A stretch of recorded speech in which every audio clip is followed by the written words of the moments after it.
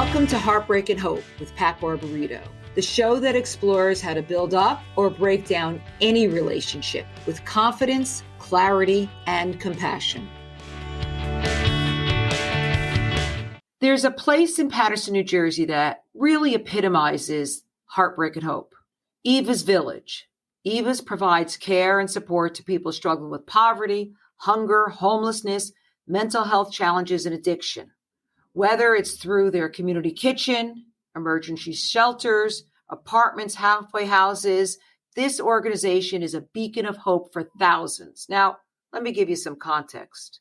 The county in which Eva's is located has the 6th highest incident rate of substance abuse in the state of New Jersey. 48% of their drug of choice is heroin or opiates.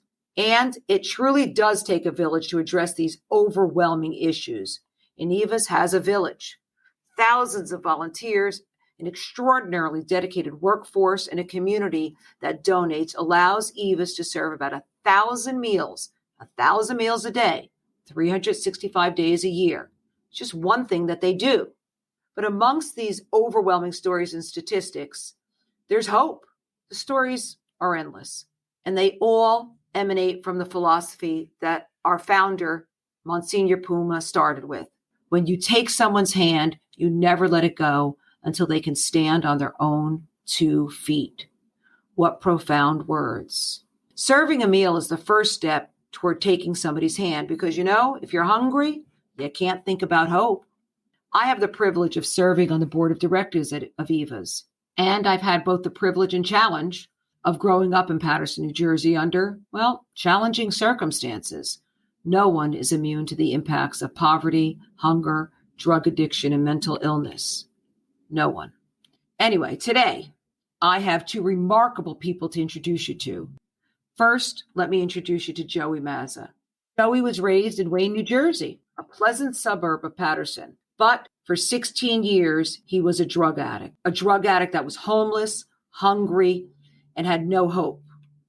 In 1990, after that 16-year addiction, when he was at the lowest point possible, he met somebody, Purcell, his friend. He was at an NA meeting, and Purcell introduced him to a whole new world, which would become literally his village, and Purcell becomes his best friend. And it was in the depths of that despair, Joey learned how to live alcohol and drug-free, and he has become a productive member of society. Purcell passed away, but Joey remains humbled to have known him. And today, 30 years later, Joey is our manager of special events and major gift cultivation at Eva's. I view him, and many do, as our heart and soul. He's 63 years old, a 2-time cancer survivor, and a happily married man to his husband, John, of 23 years. And he's committed to Eva's. It literally has been his village, his lifeline for 30 years, and he'll be there until he retires. Today, Joey is committed to sharing with our audience his story, which is uncomfortable and never been told. He's never wanted to tell his story to hurt or embarrass his parents, but it's his time to talk to us. Angelica Alicea. When I first met Angelica, what I saw was a bubbly, bright, positive 33-year-old woman with a smile that would light up a room. It was very hard to believe that 7.5 years ago, she was an addict. And her journey really tells us about the strength of family and is inspirational to anyone who questions the ability to heal. Today, she's the mother of 2 beautiful daughters, proudest oldest daughter to her parents, Miguel and Tracy, and oldest sister to her siblings. You'll hear from Angelica why those roles as mother, daughter, and sister are so critical and have been so critical to her recovery. But her biggest badge of honor, she's a woman in recovery, and she's been in the recovery process for 7.5 years.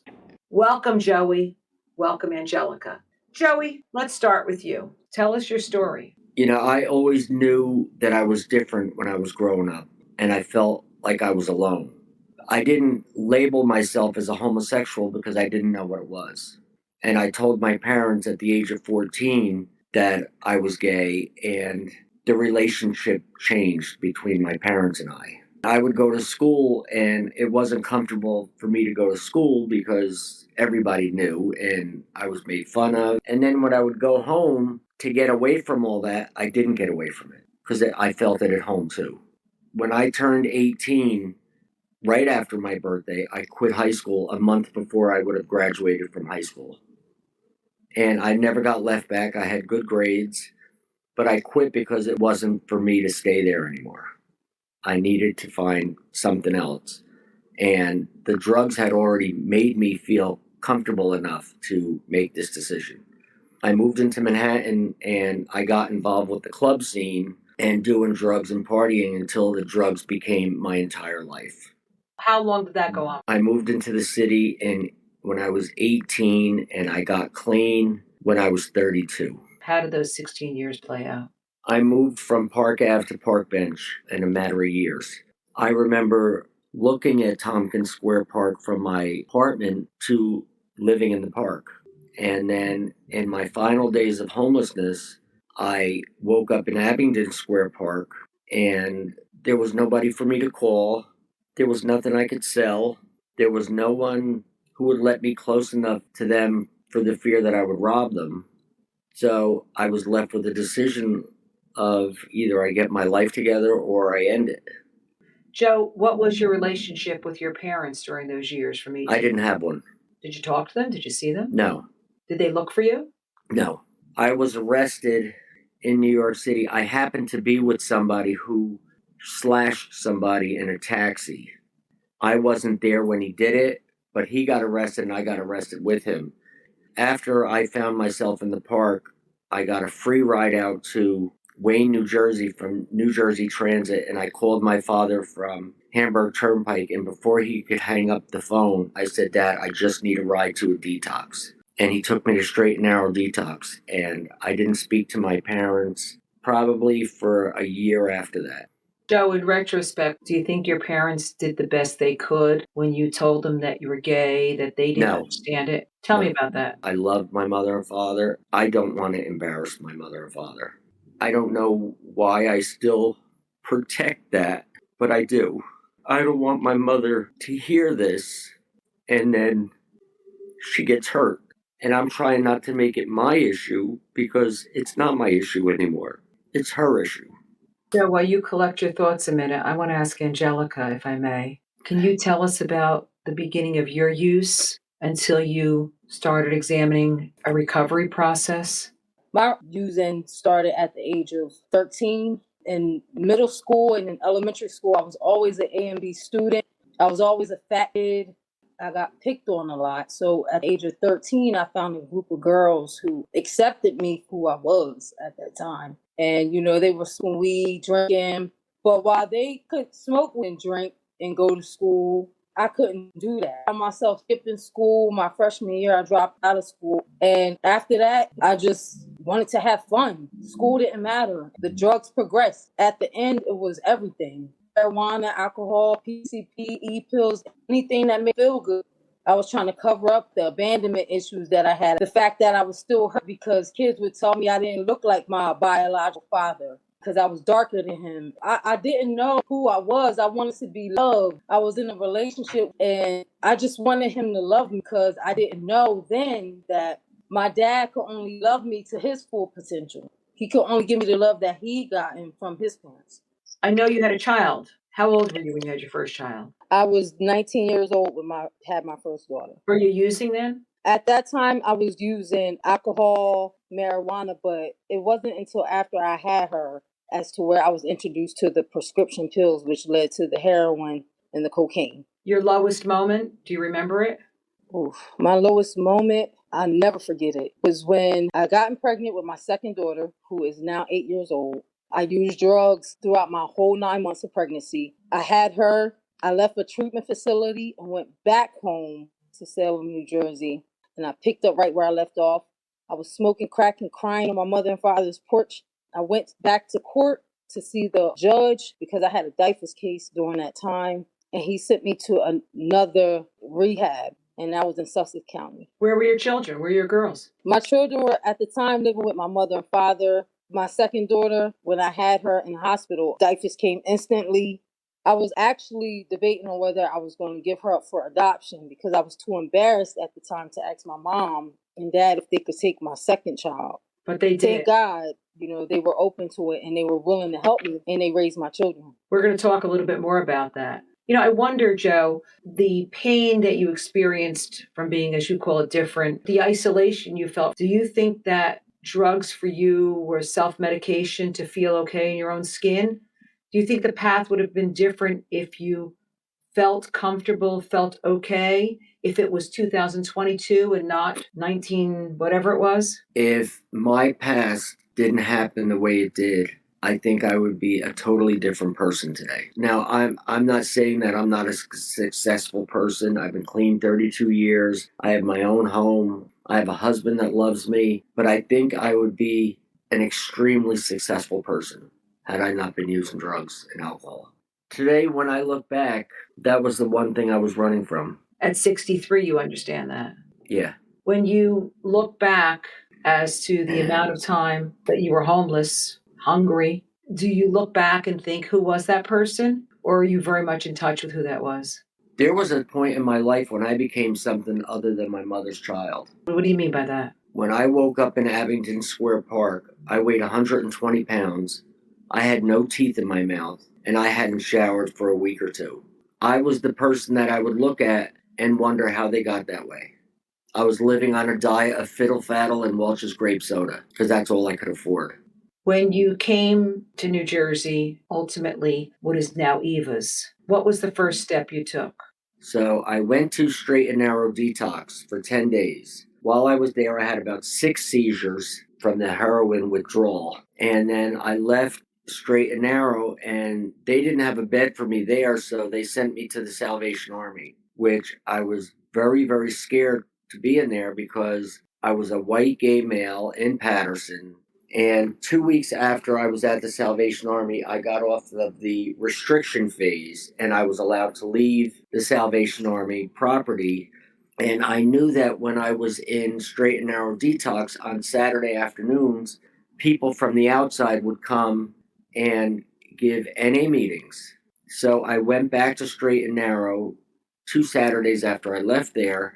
And I went upstairs into the detox, and there was this guy who was sitting there, and he had these round glasses on and these purple shorts and these white sneakers and a lavender tank top and a purple and black hat. And the whole time I just judged him because I knew he was gay. It might have been more jealousy because he was clean and had his act together, and I was sitting there looking like death, but I judged him the whole time. And after the meeting was over, I went back downstairs, and he came downstairs and he introduced himself to me. And his name was Purcell. And he walked me back to the Salvation Army, and we talked and we became very friendly.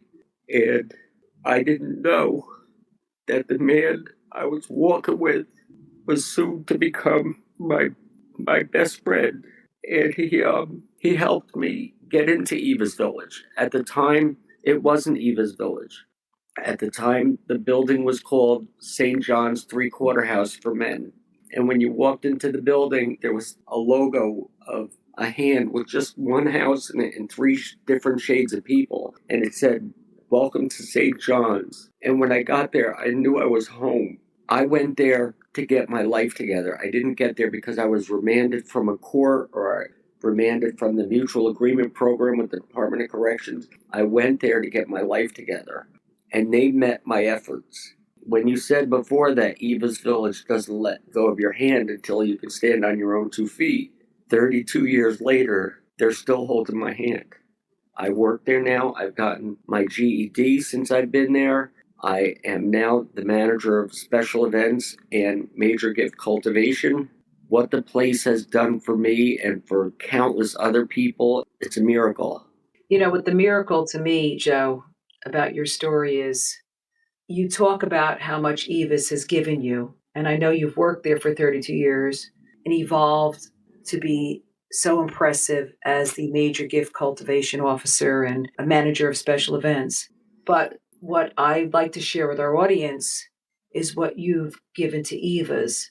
You really are the heart and soul of Eva's, and I don't think there's anyone who doesn't see that. So you have given back so much more, and I see what you get from that. It feeds you. Angelica, let me ask you, Do you remember the first person who reached out to you, who took your hand and didn't let you go until you could stand on your own 2 feet? When I first entered Eva's village, it had to be Miss Josette, my counselor, Miss Dorothy, and Angela Terry. I will never forget that lady. Oh, When you entered, were you still using? no, How long had you been clean? I was clean for about 6 months. I Your just came daughters in. were with your parents. At that time, she was already reunified with me from the rehabilitation center that I came from. So you enter Eva's. How long ago? August of 2015. And since then? Since then, I've managed to stay clean through me staying at Eva's Village, the Mommy and Me program, also the transitional housing, because I completed that program as well. I got my first job over at IHOP over in the mall, the Center City Mall here in Paterson. I'm now the assistant general manager there. I've accumulated so many things throughout that process. You know, my counselors, I always emphasize that Angela Terry, she gave me some structure while I was there. You know, I was able to learn how to be a mother. How does your past influence the kind of mom you are? Do you think you'd be able to have open conversations with your daughters about addiction, answer those hard questions? Or would you be the strict parent where you just say no, no how, end of conversation, end of discussion? How do you handle that? My 8-year-old had been to Eagles. She's always attended meetings with me. You know, I allow her to be in that atmosphere because that's where my journey started.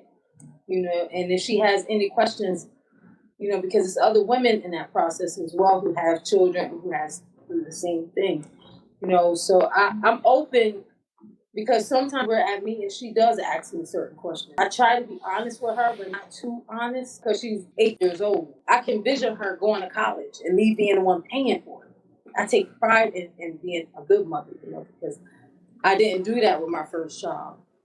And, you know, I'm grateful for the opportunity. I know you're an Yes. inspiration to many. I know, in fact, you're going to be a speaker at our gala in front of 500 people in November as we celebrate 40 years with Eva. And I know that everyone there is really looking forward to hearing your story and how brave you've been. And boy, if that's not hope, I don't know what is. Joey, when you see people coming into Eva's every day, 1,000 people a day for food, transitional housing, and if we could just describe Eva's, it literally is a village. It's, I don't know how many buildings, but it's housing, it's apartments, it's a kitchen. But when you see people enter that program, Joe, what do you think? Do you feel hopeful? I feel hopeful for every one of them, but you have to want it. If you don't put in the work, you're not going to get anything out of it. If you're just there to do the bare minimum, it's not going to work for you. You really have to work at change.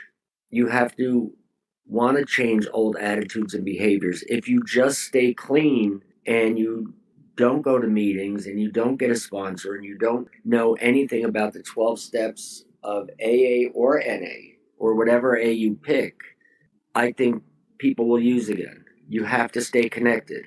Joey, you had mentioned that isolation is a huge part of addiction. So I'm wondering, how did you handle the pandemic with its lockdowns and social distancing and lots of isolation? How did you handle that? I did not miss a day at work. Everybody else was furloughed.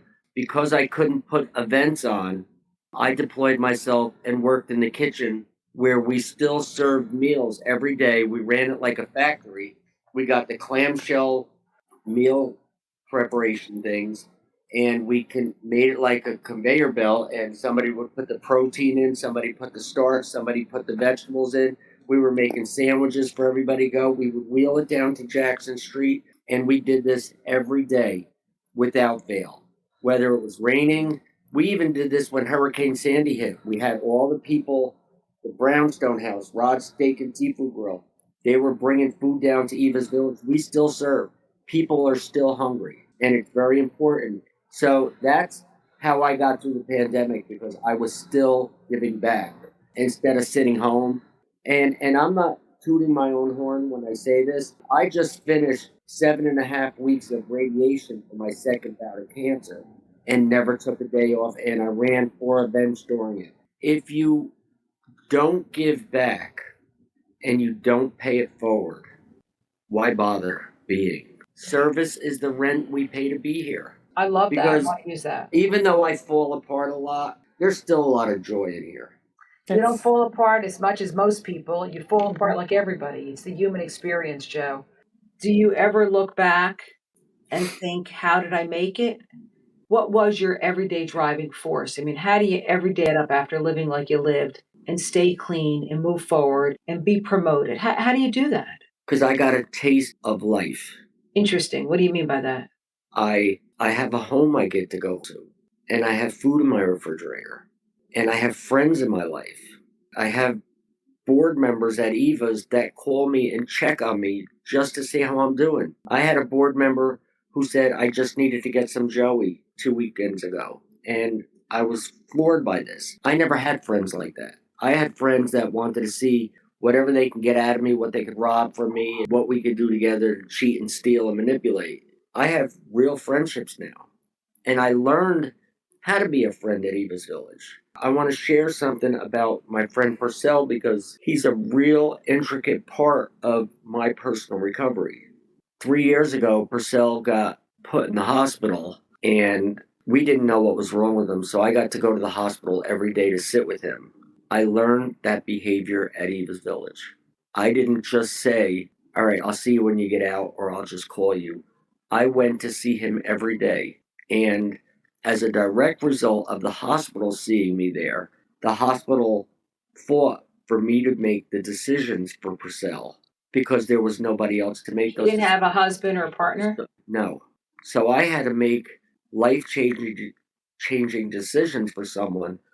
And Pat, you know, because you were a board member, I fought in the courts to be able to get Purcell out of the morgue after 11 months and bury him.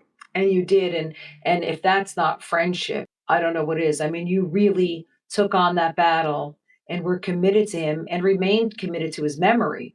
And I only brought all that up because these are small little traits that Eva's Village instills in you. How to be a friend, how to be there for someone, how to be responsible.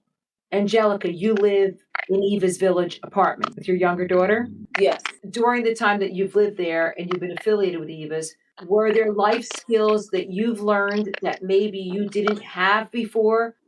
I'll never forget it. Angela Terry, she took me under her, I look at it as if she took me under her wing and she gave me so much structure. I'll never forget when she put me on a restriction for almost a month. I had to be in the house in transitional at 4 p.m. for 30 days. So my willingness showed right then and there that I was willing to follow directions because I wanted to stay in the process at Eva's Village. Miss Joette, she taught me how to speak up for myself and most importantly, how to take care of myself and my child. I had an idea, but I really didn't know. You know, I was still early in recovery. I still had a lot of questions.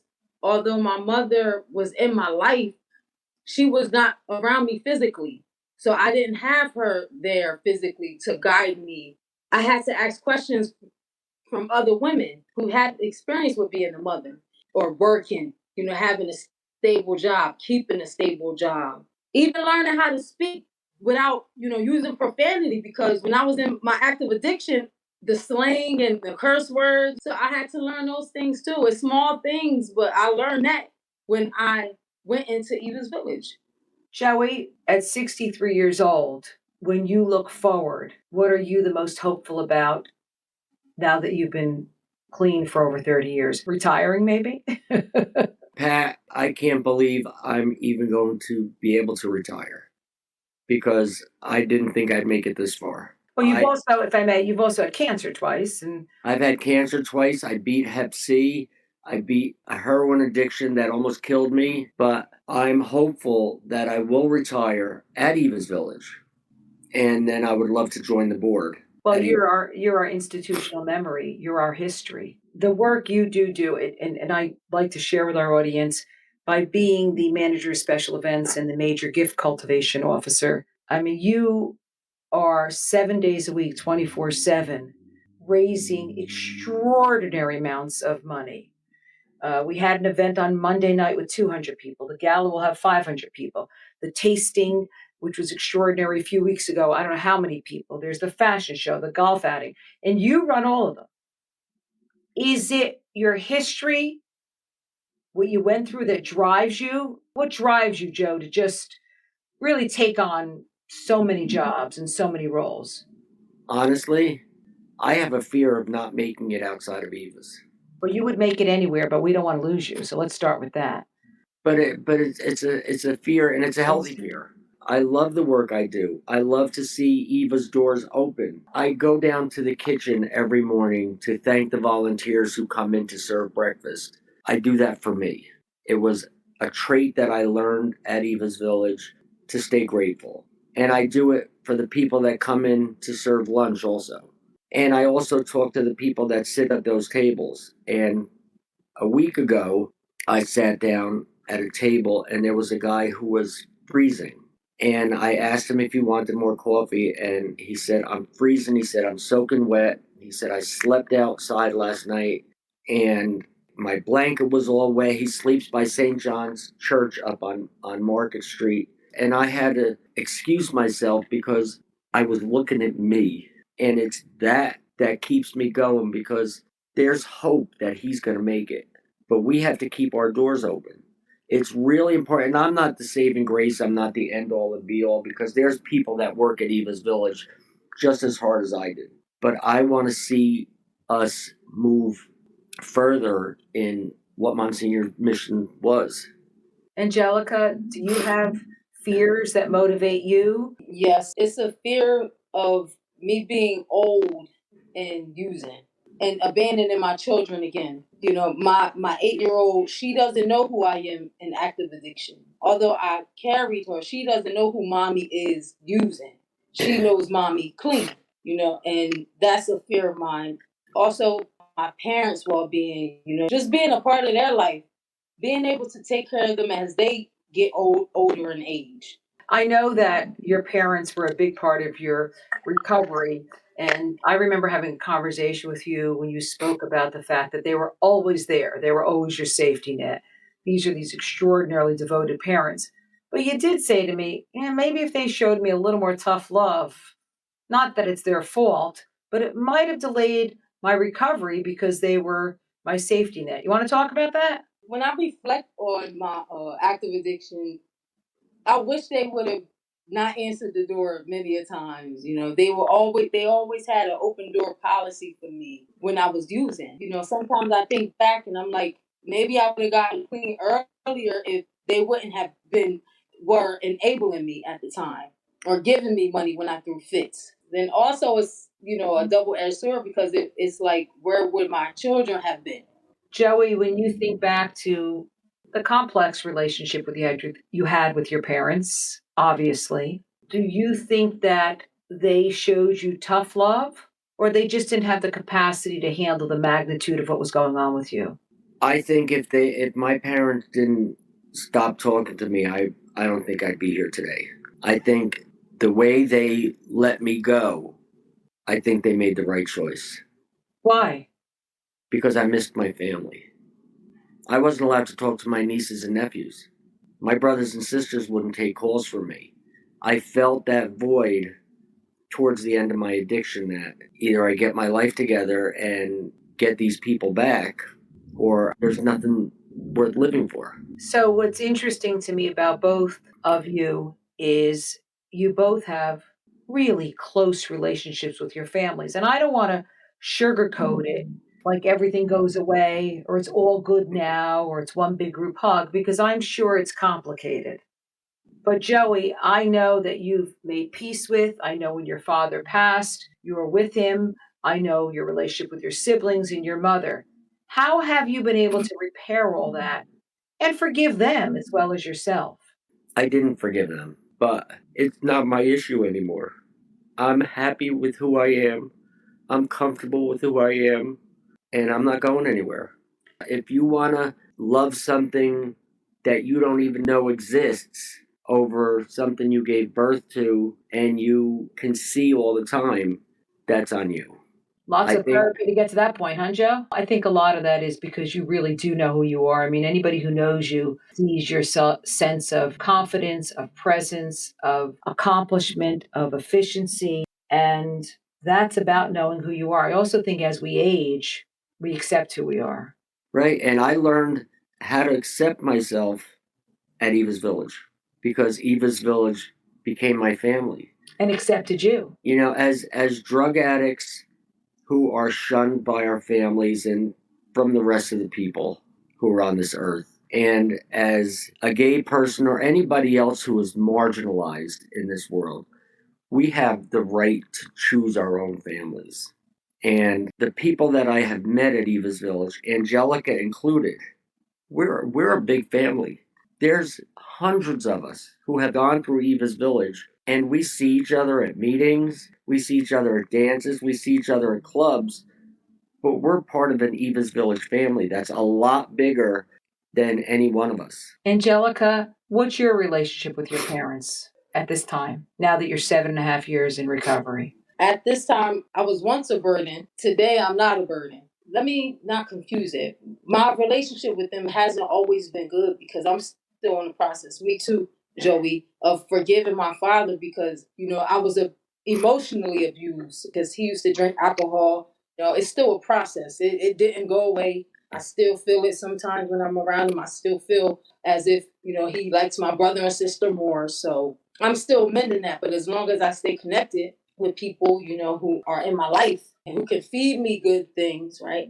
I'll get there to where I'll be able to forgive them. But other than that, I don't call them asking them for money. They don't have to worry about me begging for anything from me. I'm fully self-sufficient through Eva's Village. They help me to be able to obtain a job and to save money. I'm an asset to my family today. I'm not a liability. I bring good things to my family nowadays. I don't take away as much as I did then. Well, Angelica, you're an asset to many. I know you're an asset and inspiration to so many people who come through Eva's, to those you speak with, to those you share your story with, to your daughters, and we're grateful for that.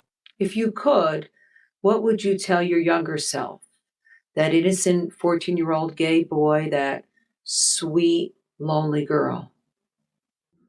I would tell my lonely, fat 13-year-old self, it's going to be okay. It's all right. Take it easy. Just breathe. Actually tell my younger daughter that every time she feels overwhelmed. It's all right. You're going to be okay. I would tell myself that the road ahead is going to be very hard. And there's going to be people that don't like you and people who don't understand you for being who you were born to be. But try to stay strong. It will get better. You just have to hang in there. I'm grateful to both of you from the bottom of my heart for being so authentic, so honest, for believing in Eva's mission that helps thousands of people a year. As I said earlier, we're celebrating a 40th anniversary. Joey, we talk about every day about that event, and we're going to raise a lot of money. And any of our listeners who are interested in helping us keep our doors open and help more people, I would ask that you go to www.evasvillage.org, click on events and the gala. Come, join us, donate, see what we're about, because we want to continue. Eva's wants to continue to do this extraordinary work. So we have more stories like Angelica and Joey's to share. Thank you. Thank you so much for joining us today. Don't forget to follow us on your favorite podcast platform. Please give us a 5-star rating and leave a review so more people can listen in to Heartbreak and Hope with Pat Barbarito.